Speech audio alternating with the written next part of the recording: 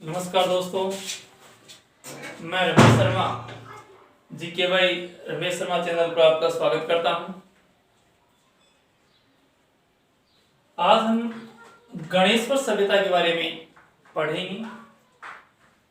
इससे पहले हमने कालीबंगा सभ्यता, आहड़ सभ्यता के बारे में पढ़ा था और आज हम गणेश्वर सभ्यता के बारे में पढ़ेंगे। कंपटीशन के जो एग्जाम होते हैं उनमें राजस्थान की जो प्राचीन सभ्यताएं हैं जैसे कालीबंगा है, आहड़ है, गणेश्वर है, ये जो सभ्यताएं हैं, बेराट है, इनसे क्वेश्चन उठाए जाते हैं और क्वेश्चन पूछे जाते हैं। तो गणेश्वर सभ्यता के बारे में आज हम इस वीडियो के अंदर चर्चा करेंगे। तो सबसे पहले हम बात करेंगे कि गणेश्वर जो सभ्यता है ये राजस्थान के किस जिले में है।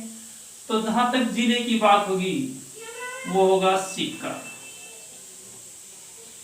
और सीकर की एक तहसील है नीम का थाना, तहसील है नीम का थाना। इस नीम के थाने के पास ये गणेश्वर सभ्यता विकसित हुई थी। नीम का थाना से लगभग 10 किलोमीटर दूरी पर ये एक गणेश्वर टीला है, उस टीले की खुदाई की गई थी। एक बात ध्यान रखना कि ये गणेश्वर जो सभ्यता है इसको गणेश्वर धाम के नाम से भी जानते हैं। गणेश्वर धाम। अब गणेश्वर धाम क्यों कहा जाता है ये देखना कि ऐसा माना जाता है कि यहाँ पर प्राचीन समय में गालव ऋषि नाम, गालव ऋषि ने यहाँ पर तपस्या की थी। देखो जहां पर हम देखते हैं राजस्थान के अंदर बात देखते हैं या भारत के अंदर देखते हैं, जहां जिन जिन स्थानों पर जो ऋषि मुनियों ने तपस्या की है वो स्थान धाम के नाम से या तीर्थ स्थान के नाम से वो जाने गए हैं। जैसे हम बीकानेर की बात करते हैं तो जो कोलायत है वहां पर कपिल मुनि ने वहां पर ये की थी। तो यहाँ पर गालव ऋषि ने तपस्या की थी, इसलिए ये जो गणेश्वर है ये गणेश्वर धाम के नाम से भी जाना जाता है। अब कई बार क्वेश्चन पूछ दिया जाता है कि राजस्थान में ऐसा कौन सा पुरातात्विक स्थान है जो एक धाम के नाम से भी प्रसिद्ध है या धाम के नाम से भी जाना जाता है। तो हमारा आंसर क्या होगा? गणेश्वर। ये जो गणेश्वर सभ्यता भी है और इसको एक धाम के नाम से भी जानते हैं। यहाँ पर गालव ऋषि नाम का व्यक्ति था, उसने यहाँ पर तपस्या की थी। अब जिला इसका सीकर हो गया। सीकर की कौन सी तहसील? नीम का थाना। नीम का थाना से 10 किलोमीटर दूरी पर ये एक गणेश्वर टीला है, उसकी यहाँ पर खुदाई की थी। अब देखो इसमें हम बात करते हैं कि इस सभ्यता की खोज किसने की थी। अब यहां पर खोज की बात आती है। खोज हम बोलते हैं R.C. अग्रवाल। R.C. अग्रवाल।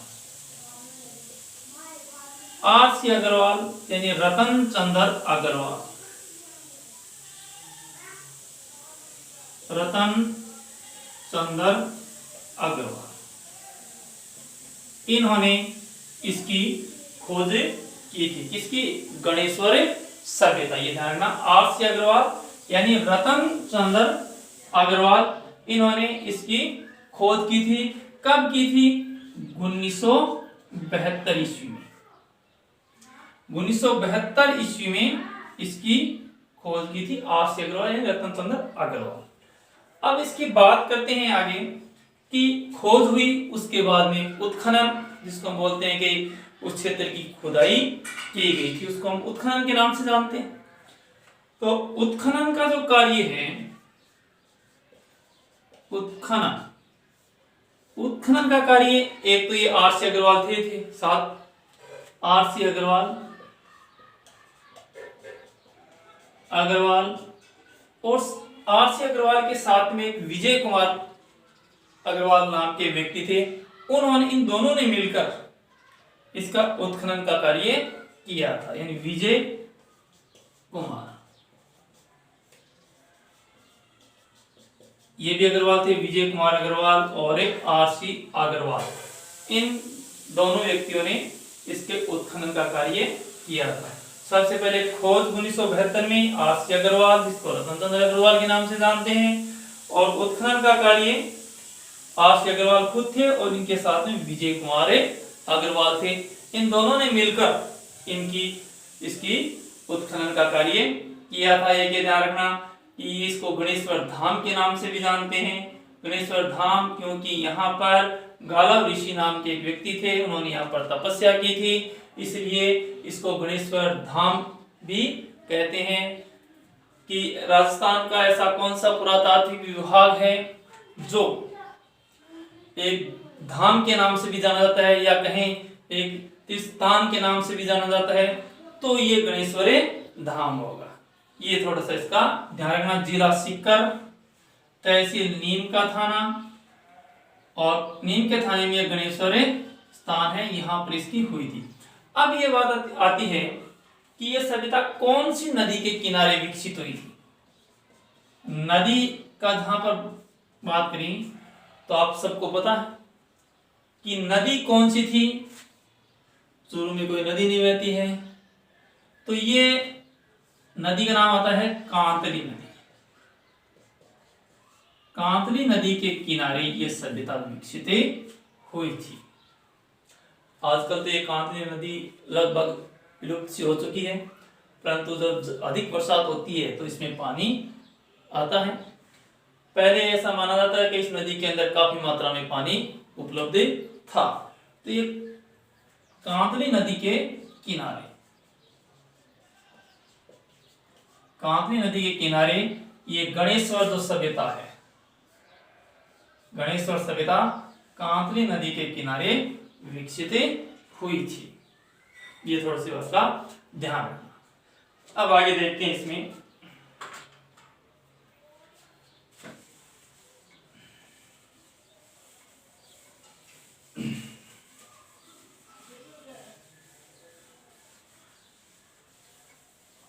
नदी का नाम है कांतली नदी के किनारे गणेश्वर सभ्यता विकसित हुई थी।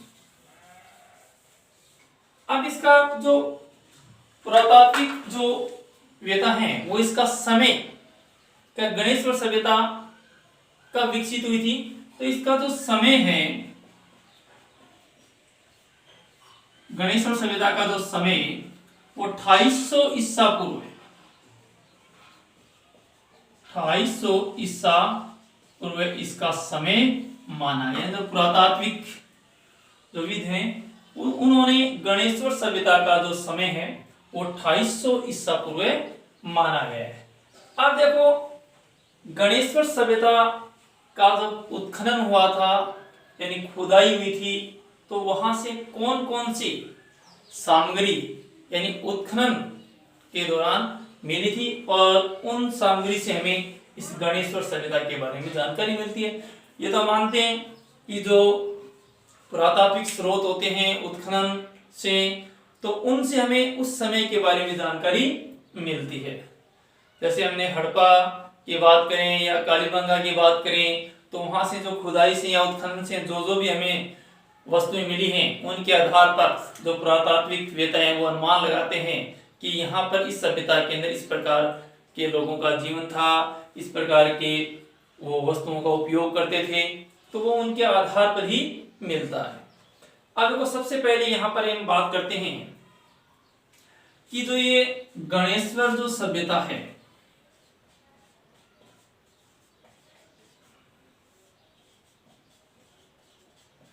गणेश्वर सभ्यता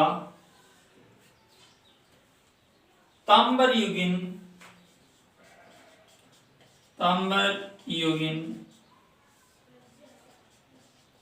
सभ्यताओं की जननी मानी जाती है।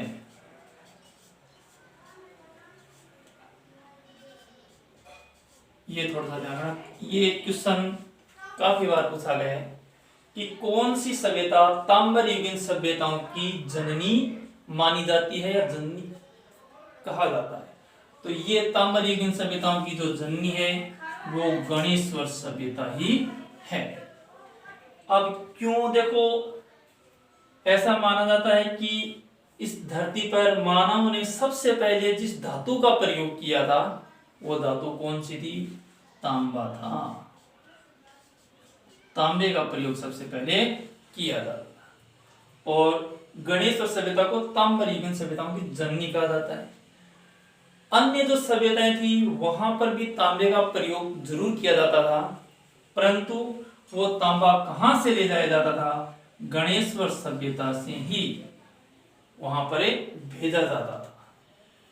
क्योंकि देखो यहां पर जो हमने खेतड़ी का नाम सुना आपने, खेतड़ी के अंदर तांबे की खान है, तो वहां से तांबा प्राप्त किया जाता था खेतड़ी से, और उस तांबे का गणेश्वर के सभ्यता के अंदर भी प्रयोग किया जाता था और यहां से अन्य जगहों पर भी ये जो तांबा है वो भेजा जाता था।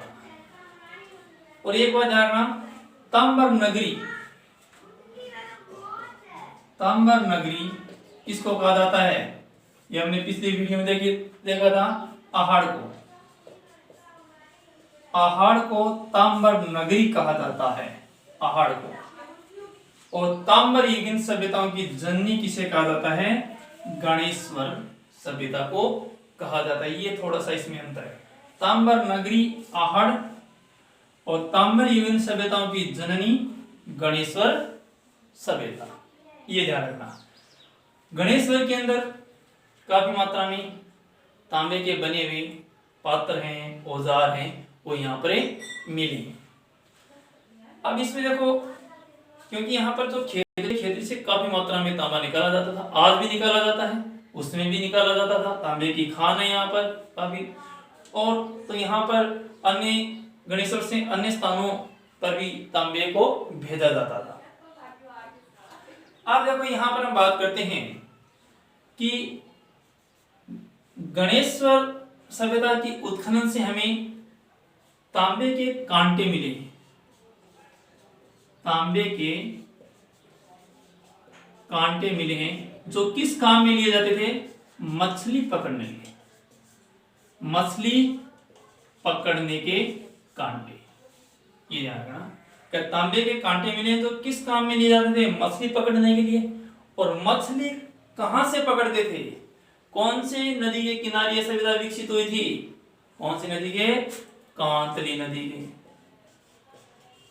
कांतली नदी के किनारे यह सभ्यता विकसित हुई थी और वहीं से ये क्या पकड़ते थे? मछली, तांबे के कांटों से मछली पकड़ते थे। तो ऐसा माना जाता है कि उस समय कांतली नदी में काफी मात्रा में पानी उपलब्ध होता था। आजकल तो बहुत ज्यादा बरसात होती है तब ये कांतली नदी आगे बढ़ती है, परंतु उस समय जब ये तांबे के कांटे मिले हैं मछली पकड़ने के लिए, तो इसका मतलब कांतली नदी में काफी पानी उस समय होता था। तो ये थोड़ा सा ध्यान रखना कि तांबे के कांटे मिले हैं और इन तांबे के कांटों से क्या कार्य किया जाता है? कौन सा क्या काम में लेते थे? ये मछली पकड़ने के काम में लेते थे। और मछली कहां से पकड़ते थे? कांतली नदी के किनारे, क्योंकि ये जो गणेश्वर सभ्यता है ये कांतली नदी के किनारे ही विकसित हुई थी। ये बात थोड़ी ध्यान रखना।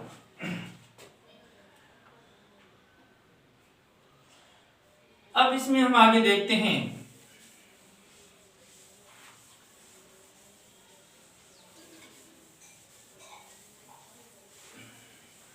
तो हम ये भी कह सकते हैं कि जब मछली यहाँ पर लोग पकड़ते थे तो वो मांसाहारी भी थे।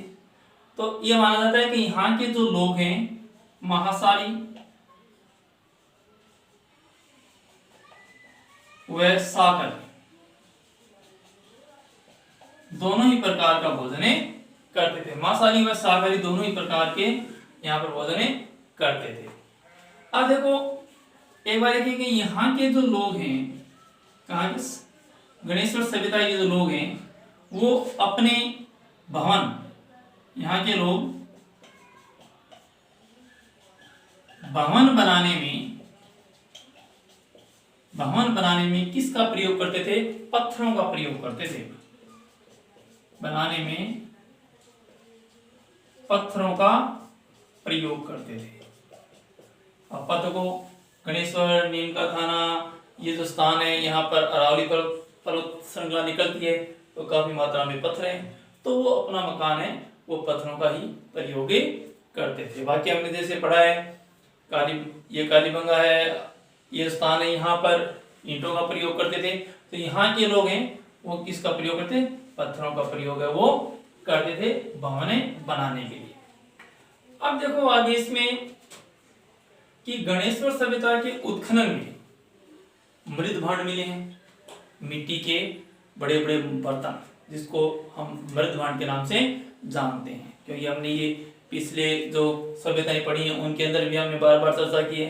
हर सभ्यताओं के अंदर इस प्रकार के जो मृद भांड है वो मिले हैं। तो यहाँ पर जो मृद भांड मिले हैं, अब जो मृद भांड मिले हैं इनको किन नाम से जाना जाता था? ये थोड़ा सा ध्यान रखना कि यहाँ पर जो मृद भांड मिले हैं उनको किन नामों से जाना जाता था? तो इनको क्रपीस वर्णी, कर्पिस वर्णी कहा जाता था।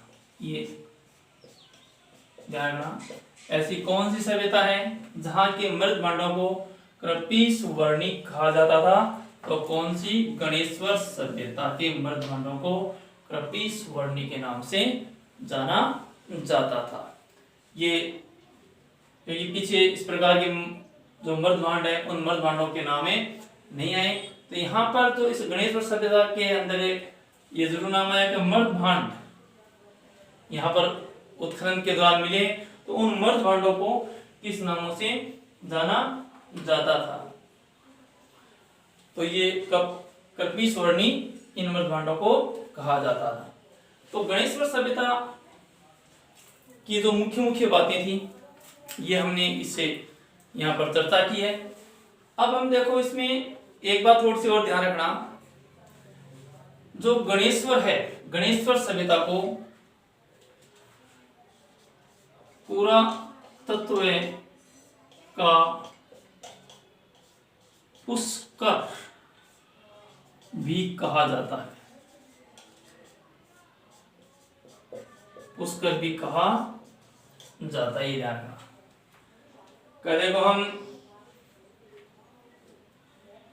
अनेक प्रकार के जो धार्मिक स्थल होते हैं वहां पर जाते हैं, तो ऐसा माना जाता है कि क्योंकि ये इसको पुरातत्व पुष्कर क्यों कहा जाता है? क्योंकि ये एक धार्मिक स्थान भी है, क्योंकि यहाँ पर गालव ऋषि नाम का एक संत थे, उन्होंने यहाँ पर क्या की थी? तपस्या की थी। तो पुरातत्व विभाग का पुष्कर कि हमने राजस्थान के अनेक स्थानों जो पुरातात्विक विभाग हैं उनका भ्रमण हमने किया, परंतु वो भ्रमण कब तक पूर्ण माना जाता है कि जब तक हम इस गणेश्वर का भ्रमण नहीं कर लेते हैं तब तक उसको क्या पूरा नहीं माना जाता है। इसलिए इसको पुरातत्व का पुष्कर, इसे गणेश्वर जो स्थान है उसको माना जाता है। ये हमने देखो इस गणेश्वर सभ्यता के बारे में जो मुख्य बातें थी, जो एग्जाम से संबंधित जो इम्पोर्टेंट जो बातें थी उनके ऊपर हमने इसमें चर्चा की है। तो इतना थोड़ा ध्यान रखना कि ये कौन से जिले में? सीकर जिले में। सीकर जिले की कौन सी तहसील? नीम का थाना तहसील के अंदर। और नीम का थाना से 10 किलोमीटर दूरी पर यह गणेश्वर नामक स्थान है, एक टीला है, वहां पर उत्खनन का कार्य यहाँ पर किया गया था। और इसका जो समय है वो 2800 ईसा पूर्व के आसपास इसका समय माना गया है। जो पुरातात्विकविद हैं उन्होंने इसका जो समय तय किया है वो 2800 ईसा पूर्व इसका समय तय किया गया है। कौन सी नदी के किनारे विकसित हुई थी? जो कांतली नदी है, उस कांतली नदी के किनारे विकसित हुई थी। इसको तांबर युगीन सभ्यताओं की जननी कहा जाता है। और जो तांबर नगरी है वो थोड़ा सा इसमें ये इतना अंतर ध्यान रखना, तांबर नगरी है वो अहाड़ को कहा जाता है, और तांबर युगीन जो सभ्यताओं की जननी किसको कहा जाता है? गणेश्वर को कहा जाता है। इसकी खोज 1972 में RC अग्रवाल यानी रतन चंद्र अग्रवाल ने की थी। उत्खनन का कार्य 1977 में RC अग्रवाल और विजय कुमार अग्रवाल इन दोनों ने मिलकर किया था। इसको यहाँ पर जो मर्द भांड मिले हैं उनको कर्पिस वर्णी कहा जाता है। पुरातत्व का पुष्कर बीस गणेश्वर को कहा जाता है। यहाँ के जो लोग हैं वो भवन बनाने में पत्थरों का प्रयोग करते थे। जो पत्थर हैं उनका प्रयोग करते थे, क्योंकि काफी मात्रा में यहाँ पर अरावली की जो पहाड़ियां हैं उनका पत्थर यहाँ पर लोगों को उपलब्ध हो जाता था, उनसे अपने भवनों का निर्माण करते थे। तो ये जो मुख्य बातें थी वो हमने इस वीडियो के अंदर चर्चा की है। यहाँ पर मछली पकड़ने के कांटे भी मिले हैं, जो कांटे नदी से मछली पकड़ते थे, ये भी तांबे के मिले हैं। तो ये जो एग्जाम से संबंधित जो इम्पोर्टेंट बातें थी वो हमने इसमें पढ़ी है। अब देखो, आज 10 मई है, तो 10 मई का इतिहास की जो कुछ इम्पोर्टेंट बातें हैं वो मैं आपको बता दूं। 10 मई को इतिहास में कौन कौन सी प्रमुख घटनाएं घटी थी। 10 मई को इतिहास में प्रमुख कौन कौन सी घटनाएं घटी थी वो हम इसके अंदर चर्चा करेंगे। तो 10 मई 1940 आपने सेकंड या दूसरा विश्व युद्ध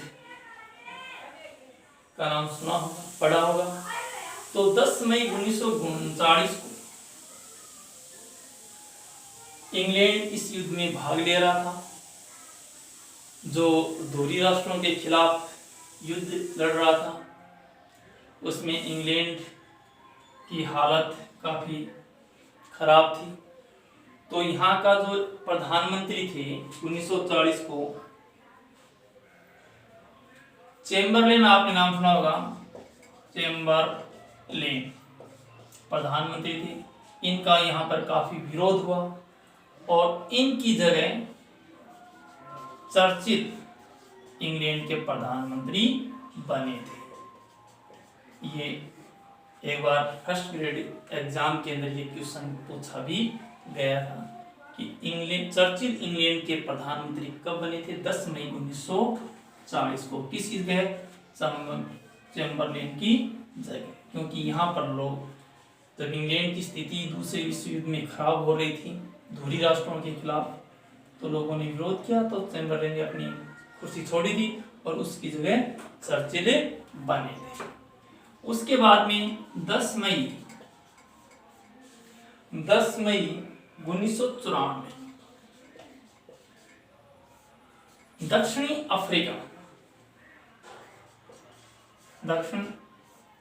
दक्षिणी अफ्रीका नाम आपने सुना होगा। दक्षिण अफ्रीका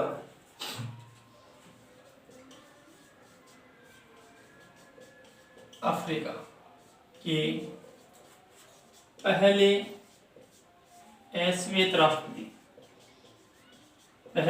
श्वेत राष्ट्रपति कौन बने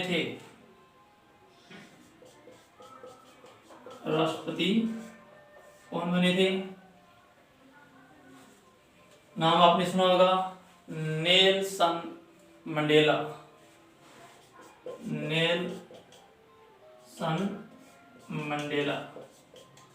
ये पहले राष्ट्रपति बने थे। नेल्सन मंडेला राष्ट्रपति बने थे। दक्षिण अफ्रीका के पहले श्वेत राष्ट्रपति नेल्सन मंडेला बने थे। ये 10 मई का जो विश्व के अंदर जो प्रमुख घटनाएं घटी थी वो ये थी।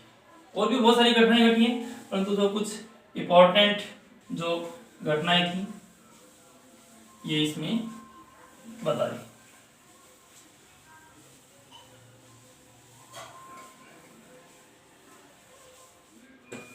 तो गणेश और सभ्यता की जो हमने इंपॉर्टेंट बातें थी वो हमने इस वीडियो के अंदर चर्चा की है। मुझे आशा है कि ये वीडियो आपको पसंद आया होगा।